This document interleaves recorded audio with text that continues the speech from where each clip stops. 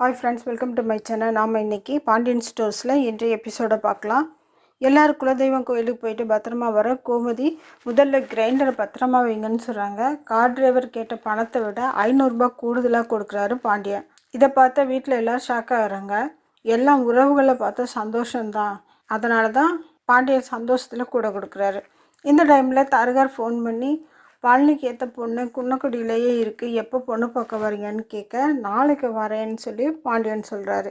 பழனி பொண்ணு பார்க்க போகணுமா மச்சான்னு கேட்குறாரு. என்னுடைய அண்ணன்களை பற்றி தெரிஞ்சுமா பொண்ணு பார்க்க என்னை கூப்பிட்றீங்கன்னு கேட்க, அதையெல்லாம் நான் பார்த்துக்கிறேன்னு பாண்டியன் சொல்கிறாரு. குலதெய்வம் கோயிலில் கிடச்ச கிரைண்டருக்கு பொட்டு வச்சு ஆரத்தி காட்டி தூக்கி பழன் மேலே வைக்க சொல்கிறாங்க கோமதி. இதை பார்த்த மருமகளுங்க ஷாக் ஆகிறாங்க. மீனா மட்டும், ஏன் அத்தை பழைய கிரைண்டர் அரையிலேருந்து தானே புது கிரைண்டர் கேட்டிங்க அப்படின்னு சொல்ல, பழைய கிரைண்டர் அரைகிற வரைக்கும் அரையட்டும், இது நான் அரசிக்கு சீராக கொடுப்பேன்னு சொல்ல எல்லாருக்கும் ஒரே ஷாக்கு. அடுத்து ராஜு படிச்சுக்கிட்டு இருக்கும்போது கதிர் வராரு. எஸ்ஐ போஸ்ட்டுக்கான எக்ஸாமை அனௌன்ஸ் பண்ணிட்டாங்க. வர மண்டே டெஸ்ட்டு, நீ படிக்கிறதுல கான்சென்ட்ரேட் பண்ணு, மற்றதை நான் பார்த்துக்கிறேன்னு சொல்கிறார்.